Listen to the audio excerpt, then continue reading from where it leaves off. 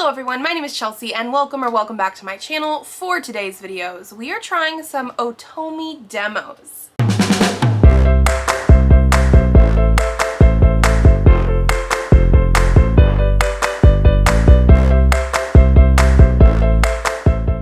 So currently Steam is having an Otome Games celebration. I do think this is like one of their third-party things, like it's not put on by Steam, but people that use Steam as like creators and stuff can put these on every so often. And from May 19th through the 26th, this is what they have going on.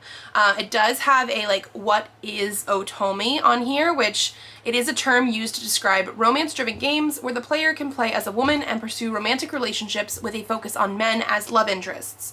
Our festival showcases the wide world of Otome, with some of the games featuring customizable main characters, love interests with a variety of genders, and more.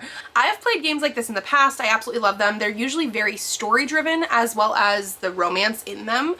So people that like to read romance books, probably, if you want to get into games, if you haven't done it before, would enjoy stuff like this. I know I do. And so there are quite a few different games here that have discounts that are already out, or they have, you know, new ones for you to discover, demos, things like that. We're definitely going to be getting into the demos today, and they have different categories. They had ones that have, you know, LGBTQ characters, ones that are, you know, more mystery focused as well, so you will have romance obviously in them, but they don't have to just be that. We have like supernatural, cute and comfy, fantasy and magic. Like they have lots of different categories. One thing I will say is one of my favorite games of last year was Our Life Beginnings and Always. I definitely talked about it a few different times on my channel, and the base of that game is free, and so it's on Steam, free to play, but it has extra DLCs for extra steps with like the main love interest, and like a wedding DLC for the end, and those ones I've played before. They also have a couple other DLCs for like extra romance options that are not as developed, but they are in there, and every single DLC right now for that game is on sale because of this Otome Games celebration. So I'm just throwing that out there because I absolutely love the representation in there. You get to be whoever you want to be, and they definitely talk about like being demisexual and things like that. We have a trans NPC that comes in later in the story, so like we have lots of different things that way that I just absolutely love. But yeah, I downloaded some demos. We're gonna be trying some out. We'll see how far we get today. I might play more tomorrow as well. We'll just sort of see how this goes. But I downloaded quite a few. Some of these demos are actually for games that I've already funded on Kickstarter like 1, 2, 3 years ago, and we're waiting for them to come out. And then other ones are ones that I discovered while looking through the game celebration, which I think it's fun. I want to try lots of different things out. I actually don't think I tried all the demos for the games that I funded. I do try them sometimes, but not all the time, and then sometimes they don't have a full demo out. So we're just gonna see what strikes my fancy and go through that. Okay, so I actually have 10 demos. I don't think we're going to be doing all 10, but these are things that sounded intriguing to me. So we had Bust of Fellows, which apparently season 2 is coming out soon, so this is one that has been out for a while. It is Japanese, like they were speaking in Japanese during the like trailer for it, but it is some sort of like mystery and also had like maybe a time travel component sort of thing. We had Death and Fayology, which is going to be dealing with Fae and figuring things out. We have Diffraction, which is about photography sort of stuff, and this is actually one that I have funded on Kickstarter. We have Dual Chroma, which is going to be more fantasy, and I think there's some sort of battle system maybe in that, which I also have funded on Kickstarter. We have Ecosphere, which is about a girl who has some sort of like ecosphere that helps with plants. I don't know if it's magic or not. We also have Fool's Paradise, which seems to be another mystery one. We have The Good People, which is going to be about Fae, but like in Ireland. We have Imperial Grace, which is another sort of fantasy one. This is another one that I've funded before. And then we have Lost in Limbo, which says face the nightmares of your childhood and unveil the truth behind your summoning to the realm of Limbo. I think this is another one that I've funded before. And then we have Reanimation Scheme, which is another sort of fantasy one. I have played the demo of that one before. It has been a long time, so we might not get to this one. And I don't remember if I funded it or not, or if it's just one of those ones that I played the demo and I was like, I need this, and it just hasn't come out yet. So I think we're gonna try just whatever sounds intriguing, and I think the first thing that sounds intriguing is Fool's Paradise. A lot of these sort of romance type of things, I don't find that we have the mystery aspect as much. So a lot of these ones, Otome means that it's going to be having a romance focus. I'm curious to see how this other stuff pulls in. So I think that's the one that we're going to start with. Warning, Fool's Paradise contains disturbing content, including pseudo jump scares, graphical depictions of death and gore, etc. Okay, we'll see how much we can get into for this one because of that. New game. Psst, psst. Air floods your lungs as you wake to a room swallowed by shadows. Your only companions here are the four walls surrounding you, a rickety chair, and a mirror. Exhaustion drapes over your shoulders like a weighted blanket, and you fight gravity's pull by digging frigid fingers into the chair's backrest. The room is choked by silence, but you find solace in the soundless. It's a sweet release from the hollow shuffle of weary footsteps and the droning murmurs of dissatisfaction that daily life inflicts upon you. All this world has ever fed you is endless half-truths veiled in quarter-truths, swallowed by outright lies day in, day out. I have no idea what we're doing yet. This routine of discontent you've trapped yourself in has become your second skin. You're so tired of it all. Okay. So we have three options. Inspect the walls, look at the mirror, sit in the chair. I feel based on like this room that we're in, I would probably, let's say, look at the mirror. It looks like there's a shadow there already. So let's see if we get one of those pseudo jump scares. But I don't see any walls, so like, okay, you approach the mirror. Its frame is uninspiring and simplistic, made of polished wood, but its surface is marred by thin-lined scratches and forming cracks. Every reflection it shows you is fragmented and distorted. Okay, they say we can look at the mirror again. Does that mean we're gonna look at something else? Like, you continue to study the mirror, nothing happens. Okay, well, I feel like sitting down in the chair would be like the last thing I'm gonna do, so let's inspect the walls. You brush a hand over the wall closest to you. It's smooth and featureless, devoid of pockmarks and cracks. A pleasing texture, but you can't identify the material it's constructed from. It's not plaster, drywall, or concrete. It merely is. Oh, interesting. You give the surface a hard knock, testing it. Its surface is solid, but no noise echoes through the room. How strange. Well, I guess we're going to sit in the chair now. Oh, okay. Now we're looking in the mirror for real. The chair creaks and groans as you lower yourself down, eye level with the mirror. Even when the subject of interest is you, it feels rude to stare so intently, but you can't look away. In one moment, you're you.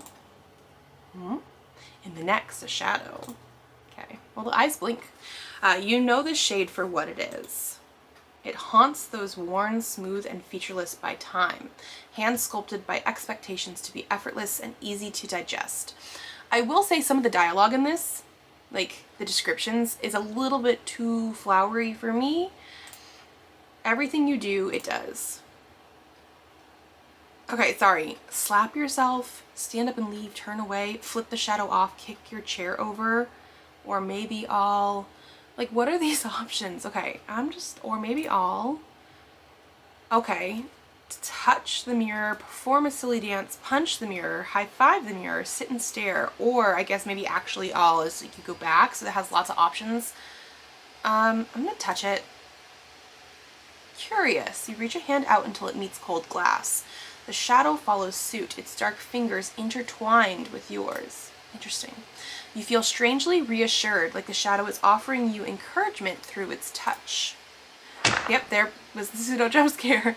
Suddenly, the mirror shudders and the shadow lurches forward. Its momentum is only halted by the glass barrier between you. Okay, so this is the shadow. I still don't actually know what this game is about, obviously. Okay, yearning so strongly for connection, to be seen, felt, and understood. Always longing for what you won't let yourself have, hidden behind the mask you have so carefully constructed. Okay, the sound is making me jump more than anything else. The imprisoned shadow, agitated and desperate, slams against the glass once more. I don't know if I have it too loud for me. I don't know. The mirror's surface splits from the force. A web of cracks branch across, distorting the reflection. Another slam. That one wasn't as bad. Okay. I think it was maybe just a little too loud in my ears. Another. And another. Interesting.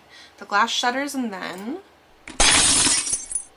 shards clatter against the floor, overwhelming your senses. Okay. Free of its prison, the shadow lurches towards you. That one didn't have a sound, so it was okay. Breaths stutter in your chest as it slinks near, inky blackness blotting your vision. It leans down, its voice a soft, soothing whisper in your ear. Don't fight it. Okay.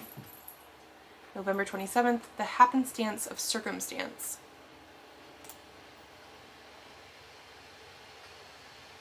Okay, so now we're like into whatever this game is. Oh, we got sounds. Hey! Hey, you! Muffled as it is, a shrill voice rocks you out of your reverie. You blink slowly and wince at how dry your eyes are. Stop leering at me like that, it's gross. A shiver crawls through you as your insides twist, unbearably aware of the prickling cold suffocating the car. You press your palms into the bench beneath you, rubbing the numb pads of your frigid fingers on the edge of your seat. Sure, keep drilling holes, you won't find gold. What is going on? Yeah, sorry, what? Interesting. Shouldn't that be my line with you oogling me and all? Ogling? You feel a little shaky as she remains before you, her personal bubble bursting into your own. I'm sorry? She begins to hum, the drone buzzes and burrows into your brain as her eyes bear into your own unflinching. On impulse, you lift your clammy hands and hold them in front of you. Oh, the type to victimize themselves. I don't know about this. Her eyes snap down towards your shaking palms, pathetically poised to put a modicum of space between the two of you. Like, why are we talking about pathetically poised to put a modicum of space? I'm sorry. How boring. What? Victimize? Hold on. To what? What is going on? What are you holding on to? Your pride? Integrity? You feel a warm press of breath puff across your chattering jaw as she finally begins to pull away. Okay. I don't know what this is, but I don't think I like it.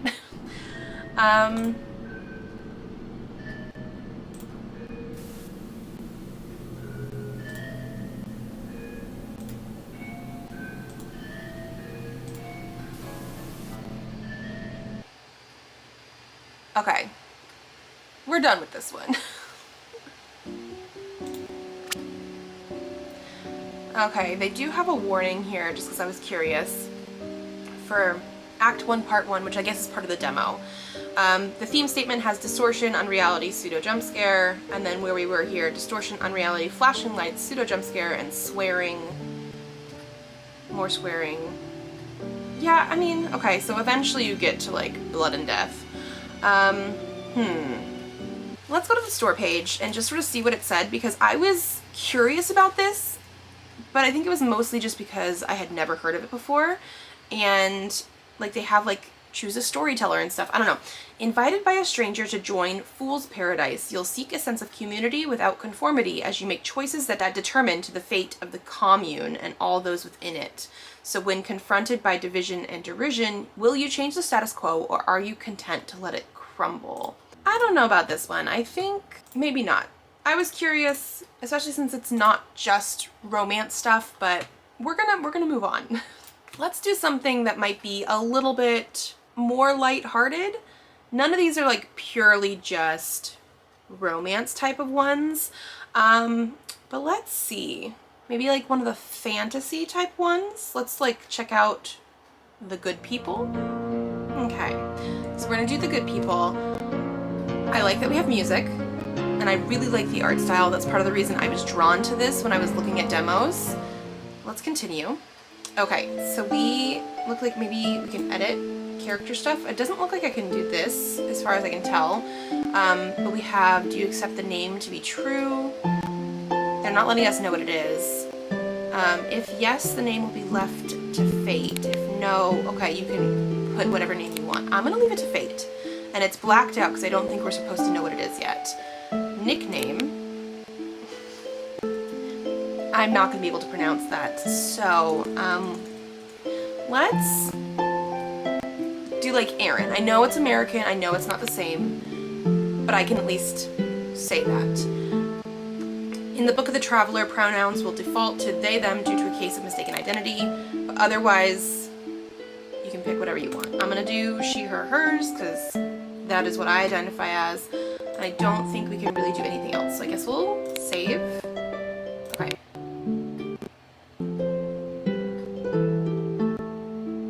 Exit out? Yes, okay. Oh, lots of books. Oh, I think that's because these are all different romances. Like, you actually have multiple different ones. They have the caricature creator, glossary, side stories, illustrations, achievements, a world map? Coming soon, yeah. Demos. Okay, so it sounds like Book of the Traveler should be the first one, right? Okay. New game, The Good People, Volume 1, The Book of the Traveler. And they do have a chapter selection, but I think we're just gonna go with new game. I'm liking this sort of like book thing and all the designs that they have here. Did I not change my name? That's okay. Okay, the following chronicle seeks to recount the events preceding the Eurenoch's interference with the affairs of the legendary Tuatha De Danann. I probably said that wrong as well. More contemporarily known as Nadwathamaitha? Oh, okay. Nadini Maiha. I would have said that completely wrong. The Good People. So now I'm curious about these ones. Tuatha De Danann. Tuatha De Danann. Tuatha De Danann. Okay, I appreciate this. Let me see how bad I was about this. Erenach. Oh, it's just an Irish person, that's why. Erenach. Okay, that does sound like Aaron. Tell you right now. Erenach. Okay, I really appreciate this glossary. Let's continue. We begin in 1845 during the initial onset of... Andruch Hail. Andruch Hail. Okay. Or... Angurta Mór. The Great Famine. An era of Irish history besieged by unparalleled tragedy. For most, the severity of what was to come could not yet be known, but to the laborers, any poor harvest meant a long and hungry winter. Proper preparation was vital, and it was thus that the Erenach, did I say that? Erenach. Yes, set out to the port city of Galway one fateful mid-September morning, ready to pawn off an assortment of family heirlooms and other disposable valuables. It was the only way to ensure survival. This journey, however, would be far longer and far stranger than anyone would have ever otherwise anticipated. Okay. Chapter 1. Oh! I like that. The Irishman in Turnanog. I'm sorry. Let's do it. I like that they gave us the glossary with stuff, though. Oh, and if I move the mouse, the cursor, the background moves. Okay. There's a dull ache in my belly, a hollow pang that's been nagging at me to eat the wee morsel Mom gave me this morning. Brought up Yogawan. One small potato. I ignore it again, but not without effort. My last proper meal had to have been last night's supper, but I know I can get by on a rumbling stomach a little while longer still. There'll be time to eat when my errand's over and done with, and that should be soon. I hope. It's been a long and tiresome day's ride, but I'm determined to reach Galway before the sun hangs high. There's no sense in wasting what little money I have on lodgings if I can go about my business right as the shops open and be on my way by midday. But traveling the road at night's a dangerous business. Mafáiste. My child. Mafáiste. Let alone with all those treasures in your saddlebag. You ought to pace yourself. Lots of desperate folk out there, especially now. Aye, but I'm just as likely to be robbed in the common lodgings as I am on the road, I told Mida, firm and final. Though if I'm honest, I'm not too sure how well these old things will sell. None of it is terribly fancy by city standards. Mamo. Mamo. Granny's doilies are Sunday clothes, a bit of jewelry mom's worn ever since her wedding day. It's not exactly the kind of thing to buy when times are tough, and from what I've heard, the disease on our crops hasn't just affected us, it's all over this is. I shake my head. There's bound to be some wealthy folk willing to take these trinkets off our hands, even if not for much. If nothing else, it should get that bastard of a landlord off our backs for a while. The roads have been quiet. It's almost unsettling for this time of year. Of course, it's no surprise that I haven't seen other travelers these past couple of hours, but even earlier today, only a few folks crossed my path. Families mostly, all bundled up and carrying what scarce few belongings their backs could manage, all slowly heading in the same direction as I. Now it's just me. Me and a dark thicket to my right, and the river to my left. I gulp and eye the woods from time to time. A wall of trees line the roadside, swallowing up any light to be found on the moonless night. It makes me nervous, so I keep to the left as much as I can and spur my horse to quicken her pace. Huff. Is it the horse? Whoa, steady now. Darby, my family's workhorse, slows to a restless halt in the middle of the road. I sigh, continuing to prod her, but she refuses to move 1 inch farther. I ought to sell you off, you stubborn old... sigh. I'm getting close. Just over yonder, I can see the beginning of the city's silhouette on the horizon, but it'll take me a few more hours to get there still. All right, I suppose we can rest for a short while. A very short while, you hear? Oh, a nade. I dismount and lead Darby off the road and down to the riverside for a drink. As she wades into the water, I linger back on the shore and stretch my aching limbs, not willing to get my feet wet to keep a hold of the reins. Okay, we have like a little whistle. My shoulders tense as I spin around to look down both ends of the road, searching for the source of the whistle I just heard. Is someone out there? No one answers me, nor do I see anyone in the darkness. I clench my jaw, peering back over my shoulder at Darby. She seems entirely undisturbed, yet too far for me to grab in a hurry. Well, not that she would go anywhere in a hurry, either. I sigh and rub the bridge of my nose. Her ears are better than mine. It might have been nothing. Okay, I like the sound effects. The music is a little loud, but otherwise. I lift my hand from my face and glare right across from me into the trees. I didn't see anything move, but I heard something, I'm sure of it. Oh, it's timed. Investigate. It's a timed one. Okay, I don't mind those. I just was not prepared. I quickly searched the ground for something to defend myself with, but only managed to eye a flimsy-looking branch in the grass. With a grimace, I grab it and make my way across the road. It's no weapon, but maybe enough to scare off a wild animal. As for a person, well, I'll be less lucky if it's a person, but old Darby's a willful beast and not terribly bright. I've got no choice but to confront the thing, whatever or whomever it is. The thicket is as dense as it is dark, and even more intimidating up close. Carefully, I hold the branch out in front of me and prod at the underbrush, pulling the foliage back to stare into the trees for any sign. Okay. Birds. I jump back and nearly trip as a little bird flies out from the woods and rushes past my face, close enough to feel the brush of its wings. My shoulders slump and I breathe out a sigh of relief. Only an animal after all, I think, chuckling to myself as I turn around. Oh, we got a person. Oh, is that supposed to be me?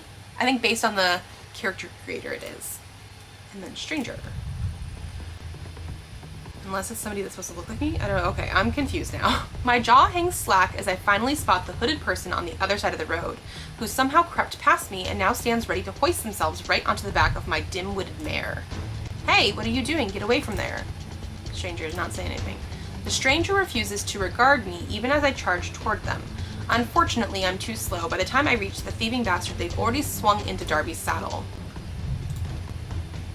Rifka Tappy. Okay, run fast. They took my horse. The stranger swats Darby's rear and spooks the mare into a frenzied gallop out of the river and into, of all things, the woods. I do think that character in a hood had the same face as what our face was supposed to be in the character creator, so I'm curious about that. I'm baffled. I don't know if the thief intended to go off-road or if poor, panicked Darby forced the thief's hand, but I don't have time to question it. Stealing my resolve, I run into the woods and chase after the thief on foot. My chances of catching up are slim, but I have to try. I have to. The journey back is far too long to be sensible without a ride, let alone without money, without food. Even if I pressed on and made it home regardless, what would I say to my family when I arrive? I've lost our money, our valuables, even our horse. We'd be shit out of luck, probably. Jaw clenched, I run as fast as my legs will take me, bolting through the trees, barely able to see more than 10 feet ahead of me, and with only a path of snapped branches to guide my way. Luckily for me, the thief seems to be riding straight through the woods. Had they instead decided to veer in another direction, I'm sure I'd lose them for good. It is odd, though. I can't imagine why the thief would choose to push further in. Would it not make more sense to simply keep on to Galway, where all those things would sell? After a while, I lose track of how long I've been running. All I know is I need to keep moving no matter how tired I am or how my gut turns and growls. Fortunately, just as soon as I begin to fear that I'll never see the end of these woods, the trees begin to thin out. We can move around a little bit. Okay, into a glade. I pause for a moment to catch my breath, but the strangeness of this place does not escape me. At first glance, I think that I must have gotten turned around and returned to the riverside, but the longer I look, I can see that this body of water is not a river at all. It's a small lake surrounded on all sides by tall, jagged stones. I move closer on impulse and feel heat from the water rising up on pillars of steam. The surface also bubbles like a simmering stew, and if my eyes aren't deceiving me, the water looks red. Cade an devil. What the devil? What's all this? But of course, I'm talking to the air. No one else is here. No one else is here. Shite. My heart pounds as I spin around and search the ground for Darby's tracks. I can't afford to get distracted like this. The longer I linger here, the farther the thief gets. Thankfully, it doesn't take me long to find a fresh pair of muddy prints. They came out of the trees in near the same spot I did, then halt abruptly, slowing to circle into a different direction. With haste, I go to follow this new trail, expecting it to wind back to the woods. But it doesn't. I stare down, beyond perplexed, as Darby's hooves stop short by the lake's edge. For a moment, I consider the possibility that the thief purposefully waded into the lake to throw me off. But the longer I look into the water, I realize it's too deep. There's no gradual decline, it's a steep drop, dark, murky, and without end. If the thief did steer Darby into the water, they would have... Oh, here's a stranger again. Deep breath. Splash. Okay. I think we're going in to where the good people live.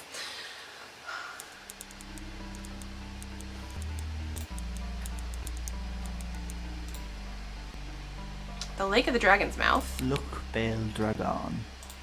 Is one of the many yet few waypoints between Tir na Nog. Tir na Nog, the land of the young, and Inishfall. the Isle of Destiny. Oh, an ancient name for Ireland. Okay, hidden away and forgotten by most. It stands unique for its relative ease of access and longevity, yet similar to other waypoints of its kind, the threshold remains closed as to prevent accidental wayward travelers. Unless, of course, it has been deliberately opened. Oh, sure, let's see. We haven't really met anybody else yet. Okay, chapter 2, The Green Knight. I really like this part. I think this is one that I'm definitely going to want to wish list for later because I'm very, very intrigued by this and I really like the way they've incorporated the glossary and things. Okay, we're in the water. Oh, coming out of the water. Interesting. Okay. After flailing in the water for God knows how long, I finally find the surface again and drag myself onto the lake shore. It takes several ragged breaths before my vision clears. Did that cheeky bastard try to drown me? I look around to see if I can work out which direction the thief went, but nothing looks familiar. No, it's more than that. This isn't the same lake I fell into, nor even the same grove. The ruddy water is now bright and clear, adorned with lily pads. The familiar oak and ash trees are gone, replaced with mossy, gnarled willows and yews. The roots run so deep that they cascade into the lake, and everywhere I step is bursting with wildflowers. The forest is so overgrown that the treetops almost block out the sunlight that's suddenly sprung up over the horizon. But despite the abundant shade, I'm perfectly warm. There's a slight breeze, but it's as soft as a kiss, spring-like, and awfully unusual for September. What is this? Glancing back at the lake, the water is still without a trace of my unexpected swim. Christ almighty, am I dead? I pinch my arm and wince. I can still feel, but what if that's just my mind playing tricks on me? Maybe I hit my head in the lake and I feel a wave of panic wash over me as I think of my family waiting anxiously at home. They never wanted me to come here. They told me it was too dangerous. What have I gotten myself into? Robbed and drowned by the roadside. Dad, Mom, I'm so sorry. The sound of an approaching horse snaps me out of my thoughts. My heart skips a beat for half a moment, daring to think it might be Darby, but then... Stop there! Okay. In the name of the Queen, I order you to show yourself. Okay. So some of this is voice acted, which is nice. I scowl a bit. What's a damn Sassenach, right? Sassenach. Yeah, Englishman. Okay, doing out this way. Caifigur Ifrenesha. This must be hell. Are we gonna see them? Moving as silently as possible, I shield myself behind a thick yew and watch for glimpses of the stranger or their horse. Oh! Some of the leaves go in front of the text. Okay, I really like that touch. This is very nice. Up ahead, beyond the twisting limbs of the forest, I see traces of a dirt road. Darting between the trees, I advance closer, angling for a better vantage point. As I reach the tree line, I pause. The strangers come into view, like I'd hoped, and now I can start making out some details. A pink sash peeks out from the foliage, which appears to be draped across some kind of cloth armor. I squint. Is that a spear? What's the military doing roaming around with spears? They're quite short for a soldier, too. This is just getting odd. I want to see them. Come on. I slump against a tree. My wet clothes feel heavy, and my back is beginning to ache with tension. I can tell this stranger isn't my thief, and they don't look much like British military either. Maybe they could help me sort some things. They probably at least know where we are. Yeah, I'm gonna ask for help. Come on, just let's go. Sitting here feeling sorry for myself won't help. They may even be able to point me home, or to the pearly gates, I suppose. Though, truth be told, I'm beginning to doubt that possibility. I can't quite put my finger on it, but I don't feel dead. Brushing my hair out of my face and straightening my clothes as best I'm able, I march out from the trees and over to them. When they see me, they come to a halt. Hopefully that's a good sign. However, as I begin to get a better look at their face, I'm momentarily taken aback. The person before me is unlike anyone I've ever seen. For one, their ears slope to unnatural points and are nestled under a mop of greenish-brown hair. My eyes linger on the scar etched across their slightly protruding chin. Well, those ears are quite large. Again, I love the art style, but I think it's obvious that they're not human. I stand up straighter and quickly look away, careful not to reveal too much surprise on my face. No wonder things have been so strange. I'm not dead, but they're not human. You'd easily mistake it from far away, but face to face, there's no question. It's one of the she, right? Ace, she. People of the Mountains. Okay, it didn't have ace there, but yeah, she. They remind me of the stories Mom would tell of the men in green, those who watch over nature's most untouched places. Despite my best attempt to present myself respectfully, though, the fairy looks furious with me. Uh-oh. Without giving me time to respond, they seize me by the arm and drag me over to their horse. Well, wait. Please wait, I didn't mean any offense. They don't even hear me over their own voice, which hasn't stopped berating me with questions all too fast for me to answer. Where have you been? Do you have any clue how worried I was? What have you been eating? What are you doing here? Why are you all wet? Why do you look like you're starving? Interesting. After binding my wrists with some rope that they had, they easily lift me onto the horse. Okay, so not only were they apparently looking for me and concerned in some way, but they did bind my wrists with ropes, so Man. Okay, my soul. An interjection similar to wow. Okay, they are stronger than they look. But what's all this about where I've been? I just got here. I look down at them pleadingly and take note of a small swan emblem on their sash. Wait, hold on now. You've got to listen to me. Whoever you think I am, you have the wrong person. Unfortunately, my words fall on deaf ears. To be honest though, the more they shout at me, the less angry they sound. If anything, they're acting more like a concerned parent. Except for they bound your hands in rope. Sighing heavily, I slump into the saddle, now acutely aware that I'm being kidnapped by a fairy. At least I get a break from walking now. Gotta look on the bright side, right? Okay, come home safely. Ahashka. My treasure. Stick to the road and don't go astray. There's more than robbers out there to be mindful of. Mom, I'm not a child. You don't have to go on about those tales. Of course, dear. Just remember, don't give anyone your name, mind your manners, and don't eat anything you're offered. Okay. After some time, the fairy and I arrived at an ancient-looking stone structure. The good thing, I just remembered, I don't even know what my name is supposed to be because I went for the true name option, so we'll see. After some time, the fairy and I arrive at an ancient-looking stone structure. The area is still and quiet. We're obviously the only ones here, save the wildlife, I suppose. Foliage blossoms all around us, filling the air with the sweet scent of wildflowers. The fairy silently helps me off the horse. They stopped yelling a while ago, so we were forced to travel in sullen silence. As they lead their mare to the stables, I awkwardly fiddle at the rope around my wrists, but it's no use. It's too damn tight to wriggle out of. I take in my surroundings and spot a flourishing fruit and vegetable garden off to the side. Huge strawberries rise out of the garden bed and spill over onto the path. My mouth waters at the sight. Entranced by bulbous ruby red berries. Why did we have to say bulbous? I almost don't register my captor returning to my side. Peas should be ready soon too. You grew all of this? Of course, who else would?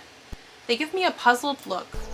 I just meant you aren't having any trouble with the land? I look at the garden. The pea pods are plump and near ripe, and a hint of wildness is present in the chaotic tangle of stems, leaves, and produce. My thoughts turn back to our struggling farm and the people waiting for me to return. My stomach churns, and the encroaching hunger from the smell of strawberries turns into nausea. I suppose whatever this place is, the blight hasn't come to it. Why would I have trouble? Honestly, what's gotten into you, Daona? Daona? That's supposed to be a name or... Okay. Not you, that's for certain. Strangely, the name means human. I like that. I was wondering if it was a name. It's a name. But that's so funny. Daona, no, I falter, remembering my mother's warning. At the time I brushed it off, but now I might need to think twice. Not them. Who else would you be? Wait, answer that when I have some parchment. Without giving me time to respond, they lead me into the structure. Okay. The bottom floor is surprisingly cozy, especially given the formidable exterior. Someone has gone to great lengths to make it feel like a home. The hearth is warm and comforting, potted plants and handmade dolls are scattered about, and there's a faint smell of baked bread lingering in the air. They guide me over to a small two-person table. I'll be back in a moment.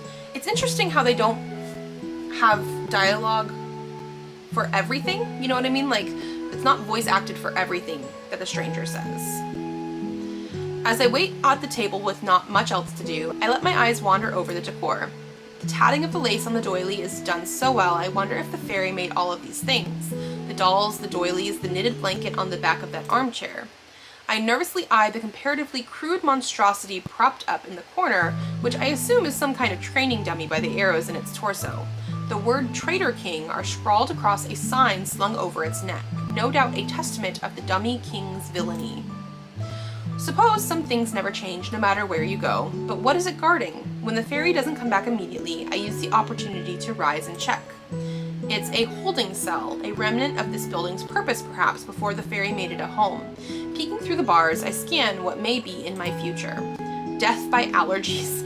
There's just a lumpy looking hay bed, a suspicious bucket, and a thick layer of dust that covers everything. Better than a skeleton, I suppose. Looking around the room some more, I spot a desk in the far corner covered with scattered maps, notes, letters, and some wayward knitting materials. The maps have writing all over them, and the notes mention something about possible sightings that catches my eye. I'm gonna investigate. We're not gonna leave anything alone. Why would we do that? I move some other papers aside and look closer at one of the maps. Strangely, it looks a bit like Ireland at first, but the longer I stare, the less sense it makes. Oh, okay, we got a map. Move mouse to edges to navigate, press plus to zoom in, minus to zoom out. I mean, that sounds normal. Oh, okay, so we have like a white area up here. Oh, Pretty big. Okay. I'm gonna probably say it wrong. It looks like Gorius, province of winter. Phalius, maybe, province of spring. And we have some writing here too. Like, I like that has outpost. Okay, here's another. Phineas, province of summer. And then, oh, some sort of like alphabet. Ogum is read from bottom to top. Interesting. And Murius, province of autumn. They have a really stupid goat. Looks like they were looking for something, maybe, I don't know. Okay, the continent or island is divided into 4 distinct regions. Oh, they're gonna tell us, okay. Let's see. Folius. Okay, close enough. Phineas. Got that one. Murius. Murius. Gorius. Okay, those seem pretty standard. Each name is then followed by a subheading respectively, the province of spring, summer, autumn, and winter. I wonder what that means. I don't know. Amid the various landmarks and city-like dwellings are symbols I've never seen before. The strange intersecting lines might be some kind of language, but I can't say for sure. As I keep looking, I notice some notes and scribbles jutting across the map in certain places. There's a little building in Phalius that looks a bit like this place, labeled Outpost. Is that what this is? An outpost? Finally, I take a look at the top of the map. There I see the presumed name for this strange land. Oh, I can sort of do this still too. Okay. Tirnanog, right? Land of the Young? I've only heard that name in stories. Could it be true? Have I followed the footsteps of Oisin? Oisin, a legendary poet of Ireland and son of somebody famous for his own journey. Okay, Oisin. I decide to distract myself from this revelation by moving on to one of the letters that's already unfolded. There's a broken wax seal on the paper's edge depicting a swan, like the fairy's pin. To the Honorable Shay Fairglass? Shay Fairglass. Fairglass. Okay. I mumble the words aloud. Shay Fairglass. That must be the fairy's name. The word honorable also clarifies some things. Seems I was right about them being a soldier, just not for any army I know. Suddenly, I hear the sound of something being dropped on the table behind me. Caught red-handed. Lord, they're a Lightfoot. I try to turn around as casually as possible, as though I wasn't just prying through their personal affairs. Shay keeps looking between me and the desk, and I brace myself for a new round of lecturing. Instead, they begin talking rapidly. Look, I know you don't believe me, but I really do think I'm onto something. I'm close, I can feel it, look. They run over to the map and begin pointing to areas and talking about things I don't understand. So the princess was being held in... Duntalon. That place, which is in Murius, right? Right. And which princess is this again? Shay immediately looks at me like I have two heads. What do you mean, which princess? The one I've been looking for the last 150 years. The missing heir to King Henri's throne. Oh, yeah, they didn't do everything. Okay, attacked by the Unseelie, disappeared without a trace. Missing heir. Ringing any bells? I feel the blood drain from my face. 150 years? Just how old are they? Long living aside, though, that's an awfully long time to look for someone. Wonder if all this princess talk has something to do with that battered dummy in the corner. Not that I'm terribly inclined to ask. Anyways, it wasn't always Unseelie territory. Despite the attack, we held the spot of Murius right until the end.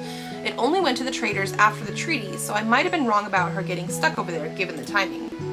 So now I've got a different thought. The princess was closest to her druid more than anyone in the world, besides me, and that lot chose not to interfere in the war. So what if she's with them, hiding away in one of their sanctuary temple things? When we escaped, I told her to go somewhere the Unseelie can't go. Maybe she thought that meant somewhere not part of the war, or maybe she didn't choose at all. She could be as much a prisoner there for all anyone knows. Since the druids refused to stand with us when we needed it most, it wouldn't surprise me to learn that they've kept their true heir tucked away for a rainy day. Hope that's not the case, but I don't know. Some of that lot feel as two-faced as the traders, no offense. When you get done in Tever, I'd like to ask you a few questions about your time training there. Okay. I glance back at the map. There's Otome and Phalius. I was right. I really am in Tirnanog, a freshly war-torn Tirnanog, if I'm keeping up with everything Shay's just said. I waver on unsteady legs for a moment. Shay stares at me suspiciously and clears their throat before Of course, continuing. I wouldn't ask you to tell me any secrets. And I know you have to tend to the townspeople too, so it'd only be during one of your usual visits. Interesting. Assuming the queen lets you after all this, I mean. I know she doesn't like me poking around about it. I'm sorry about earlier. I've just been worried sick, you know, but I shouldn't have been so rough with you. Thank you. Does this mean you'll untie the rope? Not a chance. Now come over to the table. Interesting. Well, at least we seem to be on better terms now. Maybe I can get them to listen to me. I finally see what they dropped on the table when they came in. They brought me a plate of bread and honey with a glass of milk. Go on, you eat while I interrogate you. I don't quite like the sound of that. What kind of interrogation is this? I stare at the food. My mouth salivates pleadingly. Ugh, my stomach may be all for it, but every other part of me is warning me not to, if I ever intend on getting home, that is. I swallow down the hunger. I'm not hungry. Guramahagat. Thank you. My gut groans in protest. Traitor, it's getting a sign too. You sure about that? Aye, positive. Shay stares at me, frustration plain on their face, but they don't press the issue and sit opposite me. They take out a scroll and begin scrawling quickly, mumbling to themselves. Finally, they look up at me. What were you doing by the loch? Their quill pauses as they wait for my answer. Explain. At last I can explain. I take a deep breath before launching into my story. I was on my way to Galway. Galway? What's a Galway? Oh, I suppose they don't know where that is. Ahem, it's a place on the other side of the loch? Inishfal. Oh, okay, fine, yeah. Inishfal, Ireland. Yes. Ireland. I didn't go there. I'm from there, like I keep trying to tell you. Well, of course you are originally, but you know you're not allowed to open the waypoint without permission. Okay. So the person is human, I'm guessing. Deona, that's dangerous stuff to mess with. There has to be some way I can convince you. I was just minding my business when a thief stole my horse and pushed me into the lake. When I stumbled out again, it spat me up here instead of there. I'm not Deona, it's just a mistake. Shay hesitates as they decide if they believe me. They go and pull a small bronze hand mirror out of their desk before handing it to me. It's just me staring back. I half expected a different face to be looking into the mirror. Still looks like you to me. How is this possible? Who is Deona? Maybe I should be asking who I am at this rate. You look like Deona, and I sure didn't see a horse thief on my way to the loch. Besides, how's someone like that supposed to open up a waypoint? That sort of thing's far beyond the skill of a single You person. realize how absurd this story sounds, right? Yes? No? I mean, there's a lot of stuff going on here. Sigh, likely more than you do. Honestly, Deona, I don't know what to make of you now. You disappear for months without a word, working up everyone from me to the court about where you've toddled off to. You know, some folks thought you were killed, right? Or worse, defected. Bet if I hadn't been coming down from my rounds, you wouldn't even have thought to come by the outpost and let me know you weren't dead. Now you're spinning all these tall tales. Please, I'm not. Help me find the thief and I'll show you. Shay frowns and instead of answering me, grabs my forearm. This again? You have a bruise from where I grabbed you earlier. I can't see what they're doing, but they begin rubbing the blossoming bruise and humming softly. Can you please give me back my arm? Reddening, they drop my arm and rush off to their desk. I look down and the bruise is gone. How did they do that? Glancing at Shay, I see they're busying themselves at their desk. Okay, this second chapter is taking quite a while, which is fine, but it's a demo, so I'm curious how much we get here. I take a longing glance over at the food and see a piece of bread is missing.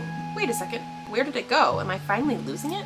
While I try to figure that out, I hear Shay nailing one of the notes they just wrote on the exterior door of the outpost. This prompts me to turn back to Shay, who then leans out a window to make a strange call. I gasp as a strange being with dragonfly-like wings flutters in and takes the note. I'll meet you at the palace. They whisper the promise to the creature and give it an affectionate head scratch. Then it bounds back out the window. They pause in front of me awkwardly. You know that if you'd just tell me what you've been trying to do, I'd help you. Family, Deona. But if you don't tell me anything, then I can't. Then help me catch the person who started this mess. we've got to talk to the queen first. Yeah, there's a lot of stuff going on. Like, I'm sure we're going to be figuring this out. Are you sure you won't eat? Again, I appreciate it, but no. With a final sigh, they gather their things and lead me out the door. I guess it's time to meet the queen of the fairies. Oh Lord, what have I gotten myself into? Okay, we're gonna be stopping here. The next one would be the Master of Secrets. But I did want to check out here. So we have Traveler, Soldier, Warrior, King, Queen, Trickster, and Master here. And I wanted to check out the store page because I'm pretty sure all of those books deal with people that we would be doing stuff with. It's actually currently in early access. So that might be why we got so much of a demo. I think it is something that like they're releasing in pieces because it looks like this was a Kickstarter backed project. I'm gonna add it to my wish list. I'm very, very curious to continue with this one. But they do have like the cast. So we have Shay, who is the Honorable Soldier. Keegan is gonna be the Master of Secrets. Aoife? I'm sorry. Queen of the Sealy Court. Maeve, Warrior of the Commons. Flannan, King of the Unseelie Court, and also Robin Goodfellow. So it looks like certain routes are available. As of November 2024, you can play half of Shay and Maeve's routes, both approximately 50,000 words. If you're not sure about paying for early access, please feel free to check out the free demo, which consists of Volume 1, Book of the Traveler, the pre-route content. So before you like choose your route, I guess. And then currently they do say the reading order should be Volume 1, then Volume 2, then Volume 3, which will also be release order.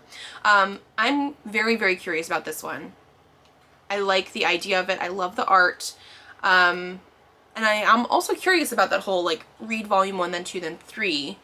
I do feel like they had a lot of volumes shown there, so this seems like it will be a huge game once it's eventually finished.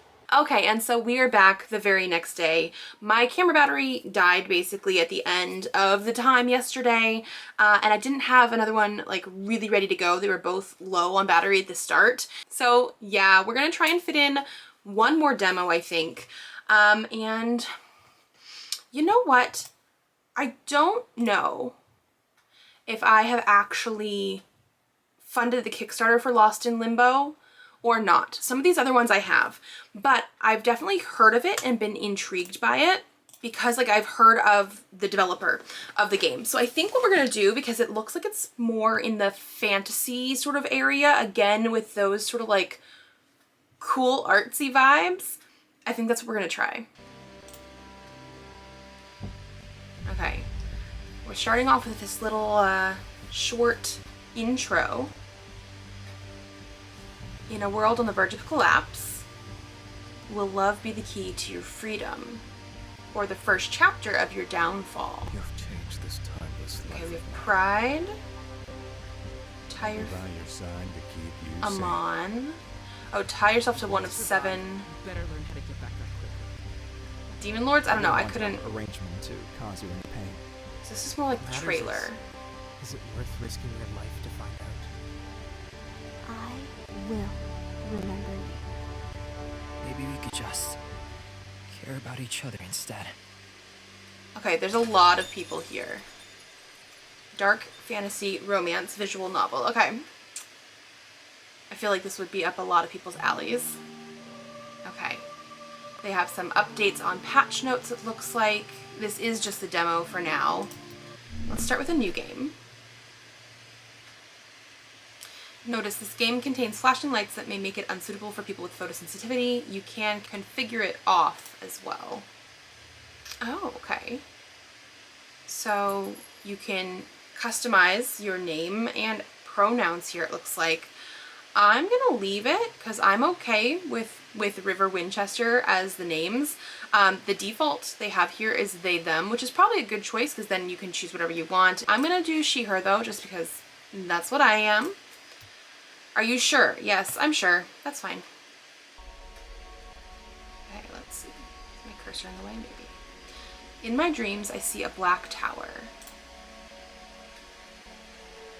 It has no beginning and no end, no doors and no windows, no past and no purpose. It was there before our kind took its first breath, and it will be there long after we take its last. It knows not of time or reason. It is greater than life and truer than death. I used to be afraid of it. Every time I closed my eyes, it was there, waiting, immobile and ever present. I often wondered what it wanted from me. As infinite as it was, it lacked a voice. My questions remained unanswered night after night. Now I know I should have listened more closely. It was a clear warning, one I was determined to ignore. Even if the answer had been right before me, would I have been willing to understand? Would I have been able to turn my back on what was dearest to me? Interesting. Oh, we got like a little animation as well. Okay, it just says voice. Yes, I do wonder, why am I telling you this now? Maybe, even after everything, I still harbor love for you in my heart. Okay. You think you outsmarted me, don't you? What will come next is inevitable. You are only delaying what was written in the foundations of the universe long, long ago. This was bound to happen. You are meant to fail, and I am meant to succeed.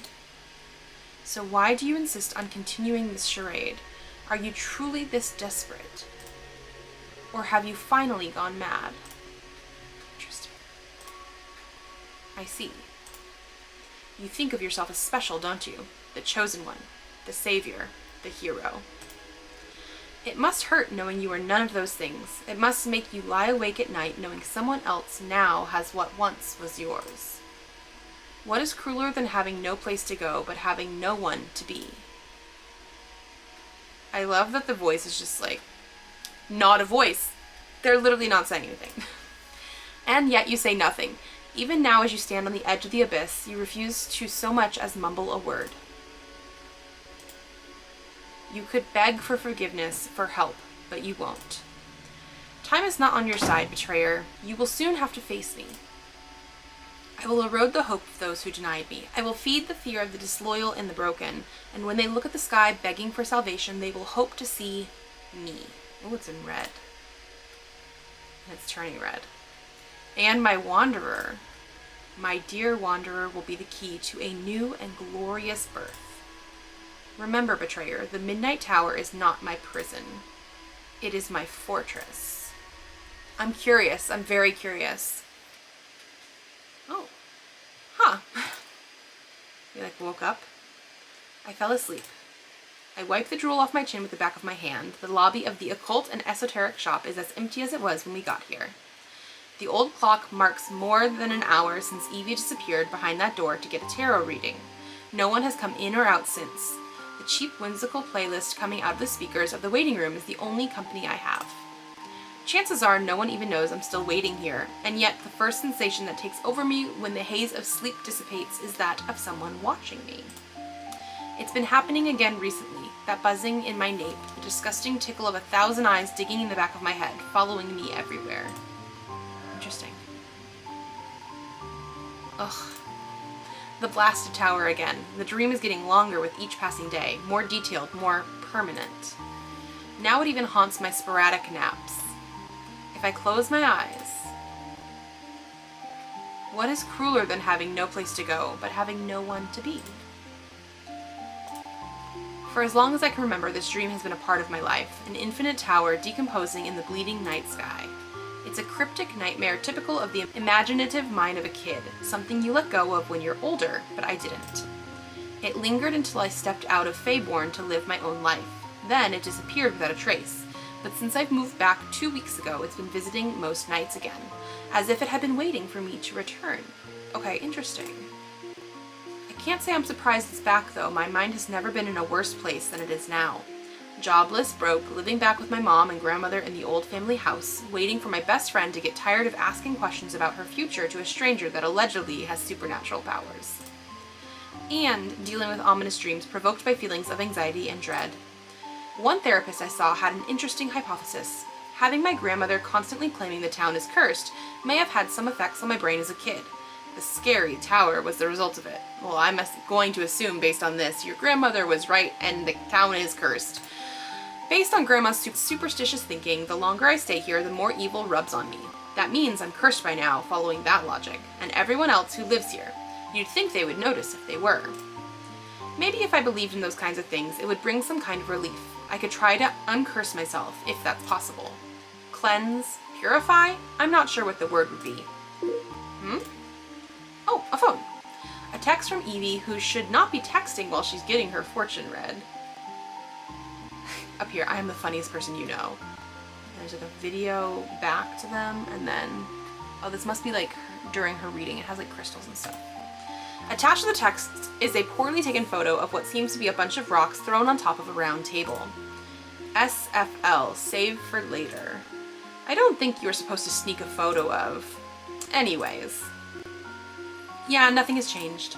My lifelong best friend is still obsessed with the occult and is ecstatic to bring me along for the ride now that I'm back. My grandmother, who is close to 100 years but has the spirit of a 25-year-old, keeps insisting the town is cursed and wants me gone. The sooner the better. My mother is on the verge of having a fist fight with the very same grandmother if she dares to pull another one of her stunts to protect us from evil spirits. I sort of love the grandmother already. The only sliver of normalcy I have in my life right now is my daily job hunting. Besides that, I've got nothing. At the end of the day, there's nothing in my mind but the gnawing fear of having made a mistake so far back in time it's too late to fix it. Ha. A business card slips off its neat stack on top of the table in front of me. A bunch of flashy flyers lay next to them. Fateborn is a dull little place, but it offers a stream of surprisingly affluent mystics, seers, and so on. This Master Lysander has been the talk of the town for a while. It looks like he's trying to make a brand for himself with his expensive costumes and flamboyant aesthetics straight out of a fantasy book for teenagers. Okay. I like that it has, like, you pick up the stuff and it shows you. Very, very nice. I put the business card back into place and pick up one of the flyers. Glitter falls from its pages, oh my gosh, and onto my lap when I open the thick, glossy, fold-out paper. Damn, my 14-year-old self would have loved this. Interesting. Happiness is just a teardrop away. Quiet the mind and the soul will speak. Abandon the mundane noise. Huh, a wandering mage seeking knowledge and offering enlightenment. The solution to break the curse that falls on this city lies nowhere else but in my powerful mind. No way, this man also thinks the town is haunted? That makes 2 people in all of Fateborn, which isn't much, but it's weird enough. But it's weird it's happened twice. Aha, or maybe every place he visits is haunted. Convenient, am I right, Master Lysander? You could mean anywhere. Oh. Ack. I press the flyer against my chest. A door has opened with a rumbling thud and a shadowy figure stands on the other side of the room. The reading can begin now. Oh. For a moment, I don't know if they're talking to me or if another customer has come in during my lapse in attention. It only takes a brief inspection to check that there's no one else around, though. It's just us. This way. They gesture with their arm, holding the door wide open in clear invitation. Oh.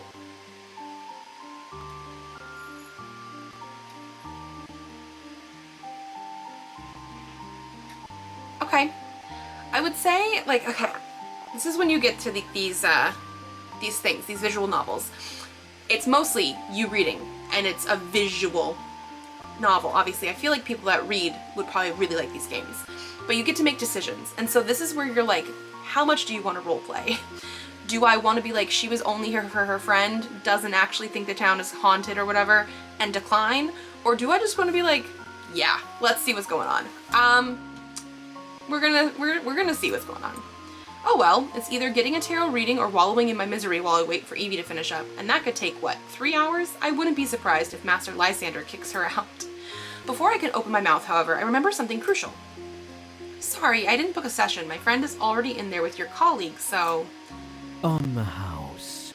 Your soul looks like it craves some advice. It's a little bit creepy, but, like, we're going for it. Ah. I managed not to make any weird faces. As much as this is not my thing, I'm not about to laugh at it either. Out loud, at least. My soul is kind of fine. You don't need to bother. Is it now? Mind you, my colleague won't appreciate you digging a hole in our floor without good reason. I don't like how sometimes it's voiced and sometimes it's not, because then I don't know when I'm supposed to talk. But that's okay. Their eyes are pointedly aiming at my leg, my rapidly bouncing leg. I stop immediately, heat crawling up my face. Allow me to insist. All right. Maybe I can get another funny prediction to add to the pile. Would be way more entertaining than sitting here staring at the ceiling for God knows how long. I stand up from my seat and their smile broadens. As I follow them, I give a last glance to the door Evie disappeared behind. I'm sure I'll be done before she is anyway. Are you sure? Let's see. Inside the room, the psychic stands in front of a bookshelf, their fingers hovering over the spines of the many books neatly tucked inside. It's a small place that barely has space to move around. The air is heavy, charged with different smells mixing together in a distinct perfume.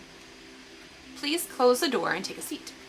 I reluctantly look back at the waiting room. There's an odd pressure in my chest I can't get rid of. No, I've never been intimidated by places like this. I'm not going to start now. I push the door until it's sealed, sending a flurry of some kind of sparkling powder from the floor. Thank you. As I take my seat, the seer starts rummaging around. When they finally sit in front of me, they place a small notebook near the edge of the table.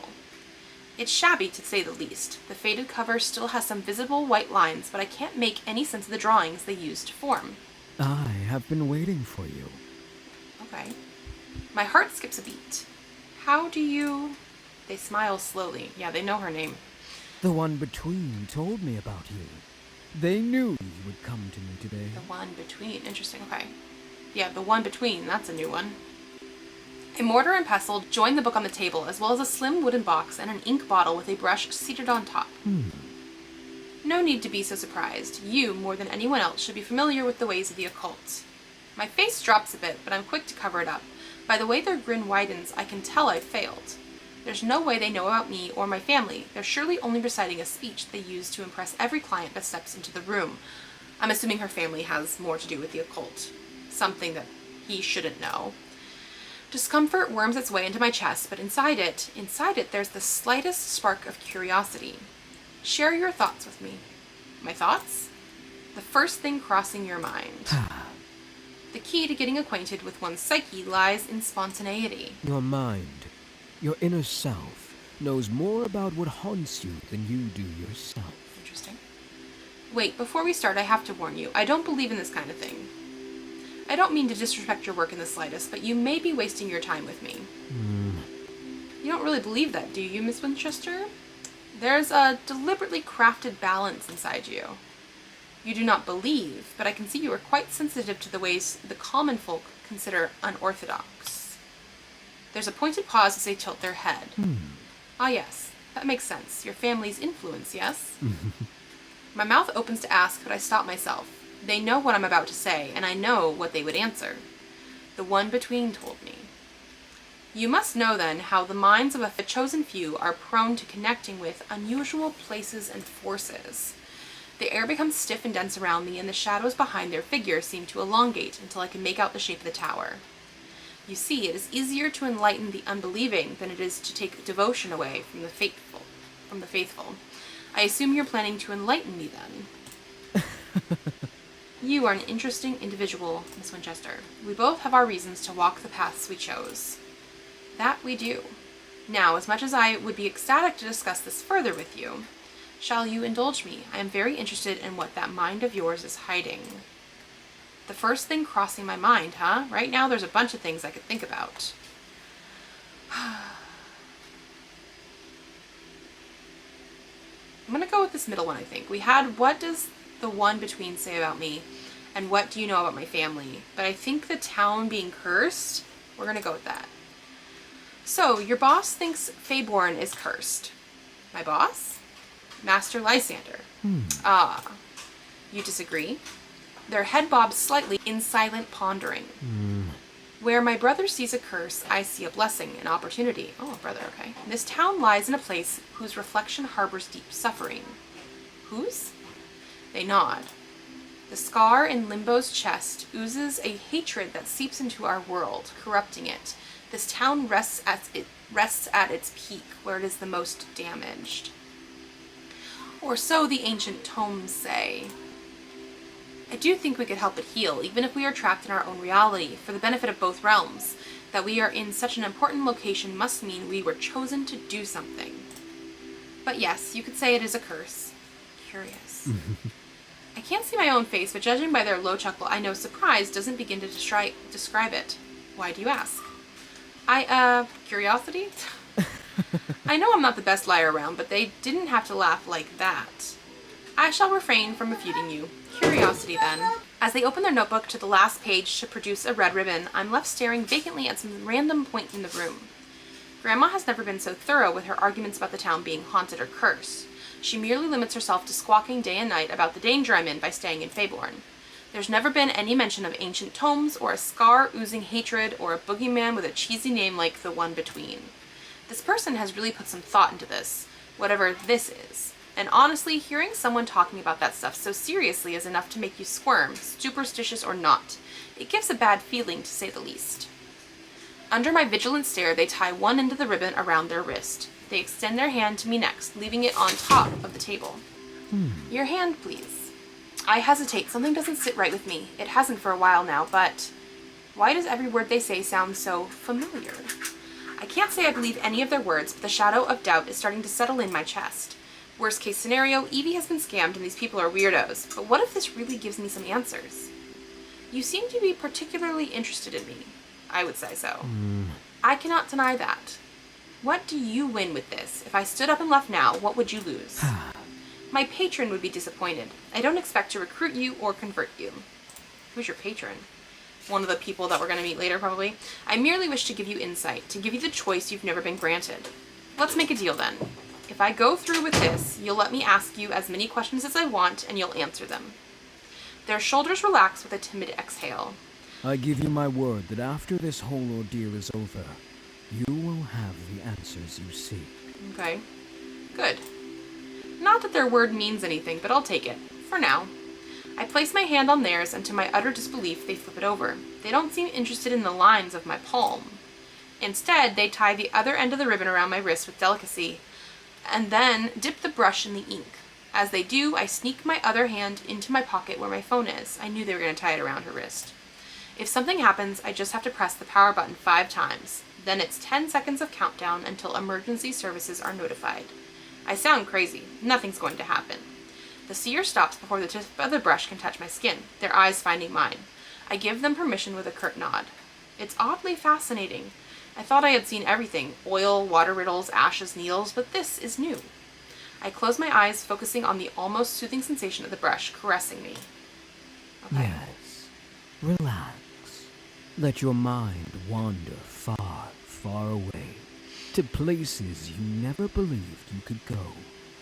Their voice is so captivating, it's impossible not to melt on my seat, concentrating on the feeling of the ink coating my skin. My hand is left on top of the table as they draw theirs away. The wood pressing under my finger throbs. On the black, empty canvas that covers my eyes, I see something slithering up high in the sky. Is it the tower again? See it. Connect with it. Oh. The tower. It materializes before me, so alive I could reach out and touch it. There's a lonely path carved in the mountains, disappearing behind a thick curtain of fog. What do you want from me? What are you? I hear a metallic shing, raising goosebumps on my limbs. I become aware of this silence, of the rumbling of something underneath my feet. There's that strange tickle on the back of my neck again, slowly taking the shape of a pair of eyes. Ah! Something pins my hand to the table. Ooh. My hand. Yeah, I don't know. The pain doesn't strike right away. Fear does. What? Wait, why? Yeah, The blade of a knife has stabbed through my palm, digging deep into the wood. Blood seeps through the grooves and stains them red. I can't breathe. My sweaty thumb slips away from my phone. I don't know how many times I manage to press the button before my body goes numb. I slump over the table, hands slither along my limbs, sharp nails digging into my skin, pressing me down against the freezing wood. Please, don't be scared. Like that's not creepy or scary. I don't blink when I raise my eyes to the seer, still sitting calmly in front of me. They look at me with grotesque adoration, placing their hand on top of mine. They're bleeding too, and our blood mixes in an indistinguishable crimson stream. We all have to play our part in this. Ew, creepy. Their face draws close to mine, but I can't recoil. I can't fight this agony turning my limbs to stone. I have played mine, and now it's time for you to play yours. They raise their fingers to my hair, brushing it off my face. Fight. Okay, the voice is talking. Fight. Fight, wanderer. Fight. If you want to live, fight. Okay. Fight. Fight. A strength that should not be within me rushes through my veins, inhuman and raw. My free hand curls around the handle of the knife at a dizzying speed. I yank the blade out from my hand, drawing an arc through the air with my bubbling blood. Yeah, okay. The knife's edge glides across the seer's face. Their flesh resists the blade, skin and muscle pushing back against my grip to no use. Okay, very graphic, guys. Everything breaks. Like red ribbons carried by the wind, the seer's face explodes in thin strips of meat and blood. No! Yeah. This can't be happening! This was not the deal! The last thing I see before white pierces my eyes is the seer's face, twisting beyond recognition as the flesh around their mouth tears with a terrifying sound. Okay, they can't be human. A violent gust of wind pushes me back against the chair. The furniture is lifted into the air, flying around like sheets of paper, and I cling to the knife for dear life. The chair gives in. Gravity pulls me down at a speed that flips my stomach over. It burns. Oh no. I want to know where we're going or what is going to happen next. I don't like these little sound effects. Flames lick my skin, burning past my clothes and flesh until they reach bone. I try to open my eyes, only to screw them shut again with a wail, afraid they'll turn into ashes like the rest of me. I can't hear anything but a ringing in my brain. I don't know if my voice is reaching anyone as I scream for help. I crash into something. My bones break one after the other like the keys of a piano being violently played. My charred skin comes apart until my raw flesh is in the open, and the raging gale carrying me transforms into a million needles, pricking every spot they can reach. Then there's just silence around me and inside me. The sensation of my bones shattering into splinters feels like soft droplets of rain caressing my body. Wow. So this must be it. This must be what dying feels like. Within the agonizing plague of thoughts tearing my brain apart, there's a clear revelation that leaves no emotion behind. I'm going to die. Lots of waiting. Oh, awaken my wanderer. And we're back here. I see the night sky. Pearlescent tears glint in the vast darkness of the world, above and below as far as the eye can see. The soft hands of the void brush my hair away from my face and brace the soles of my feet. I'm standing, or so I think. I can see my bones peeking through the sliced and scorched meat my body once was, and I feel nothing. You are here, but you are not. There is no sense of direction. Left and right merge with up and down, and the only points of reference I have are my useless limbs. You are not complete. Something warm touches my hand. When I look down, there's nothing but the pitiful sight of the thin bones that remain attached to my arm. It's not my body that's being touched. It's me. This is most disheartening. I had hoped you would. Something. What is going on? Yes, I had hoped. That is all I could do. Do not fear, my dear wanderer. I will take care of you. All of them have failed me. All of them. What? I'm so, what is going on? I mean, that's a good thing. I want to know. But you won't. You won't fail me. Gentle fingers caress my cheeks, soothing to my aching skin. The words tickle my brain, begging to be released. I won't fail you. Say it. Manifest it. Feel it in the depths of your soul. Oh. Okay. I can't even, really move my mouse at all. I can't. That's so intriguing. I won't fail you. I know. You are my dear, dear wanderer after all. I literally was trying to move my mouse and it was not working. Our last beacon of hope, the one that carries my will. A kiss falls on my forehead. The world lays me down ever so gently, and in its navel, brimming with life, I am left to rest. I am cradled in vaporous leaves, laving at a shore that is yet to heal from the storm. But one day it will heal. One day it will heal, and it will be glorious. This will be my parting gift to you. Shooting stars descend from above, sinking into the empty husk that I am. Inside me they stretch and twist, sewing me back together stitch by stitch. Then there is light. My eyelids, still sticky over my unfinished and hollow eyes, part to reveal a shining silhouette. The world groans with animosity, with hatred. The sky turns red for the briefest of instants before it settles back into a deeper blue. I'm so curious. You never give up, do you? Breaking into my sacred chest, taking my wanderer away from me. Your cruelty knows no limits. A gasp tears through my body as life is breathed into me once more. The pain is numbing and suffocating, but there is no chest for me to clutch. Our time together comes to an end. I will see you soon, my dear wanderer. I will see you soon. And now we're outside somewhere. Ack. A dream? It all was... Fuck. The red and black dots burned into my corneas, mixed with the tears glazing over my eyes, making it difficult to focus on what's in front of me. I catch the faint chant of crickets in the distance. My skin shivers as I look at the clogged sky. It's freezing. I prop myself up on my elbows, coughing and spitting the patches of grass from my mouth. Ah! Suddenly, every sensation crashes into me at once. Everything. It burns. I ball my hands into fists, only to be rewarded with a wave of sharp, white-hot pain. I try to gulp down every breath, but the air gets caught between my wheezing ribs. Under my skin, something's moving. Ah! I claw at my arms at my throat, trying to tear off the lumps my nails run into. The pain, I can't. I collapse on my side, blades of grass scratch my sizzling skin. A single drop of rain falls on my forehead. It's fine, Rivel, you'll be fine. Clenching my jaw tight, I catch one breath after the other. I don't know how long I wait before the agony tearing me apart finally ebbs away. The first coherent sensation that takes over me is the smell of wet grass and dirt. I sit up. The sudden motion turns my stomach upside down, but I force myself to my feet. I look down, gasping at the sight of blood dripping down my forearm. There's a swollen, gaping cut in the middle of my palm. What the hell just happened? Does she not remember?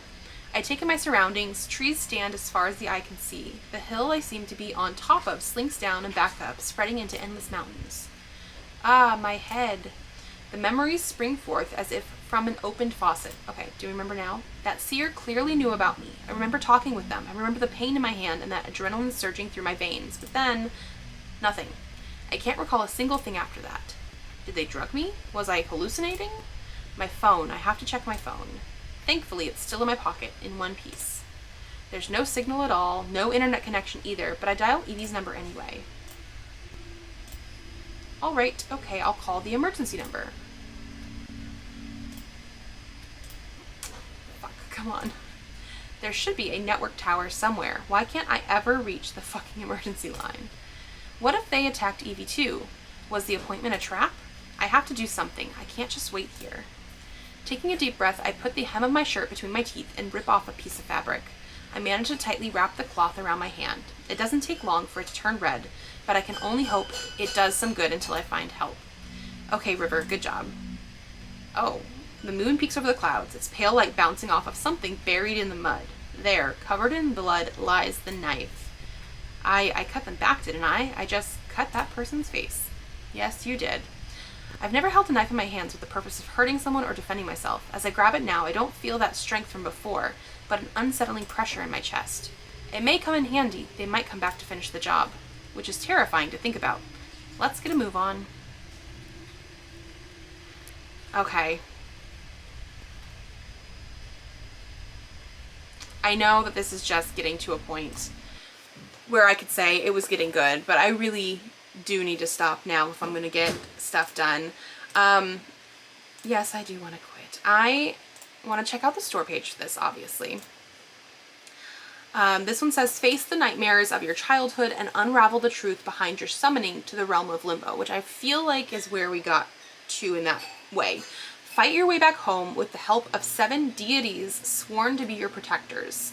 Will love be the key to your freedom or the first chapter of your downfall? Okay, so yeah, we definitely get like thrust into that area. And I didn't get to meet everybody yet because it's just quite a long demo, but I mean, that's very, very good. Okay, so it looks like these are the people that we would end up meeting in this game. And this one has Lost in Limbo's prologue for the example, the demo, that's what we're doing, the demo, which is around 3 hours of gameplay total. Yeah, I'm obviously not doing that today. 3 hours, that is a lot. Apparently it's approximately a little over 42,000 words, has partial voice acting, and it has like the different choices. It says there's over 25 different choices, and some of them are even timed, which I do find intriguing. I like that sort of aspect of this, and so yeah, that's gonna be all we can do today, even though personally I would like to do more. I have more demos for sure. This is, like I said, the event is going through like the 26th, so like I think the demos are definitely available at least that long. I know sometimes they will take the demos down, but I like these kind of games, and I mentioned at least once before that part of the reason is that I feel like people that like to read and read books and that kind of thing, these are good ones to get into because it's a lot of reading with some visual aspects, backgrounds, characters, that kind of stuff. And then you do have some choices as well, but it's a lot of just like, it's like reading a book, you know? I love that. So that's gonna be it for me today. If you guys like this video, give it a thumbs up to let me know. Subscribe to this channel if you'd like to see more videos. I do have videos coming out Tuesdays, Thursdays, and Saturdays, so I will see you then. Bye.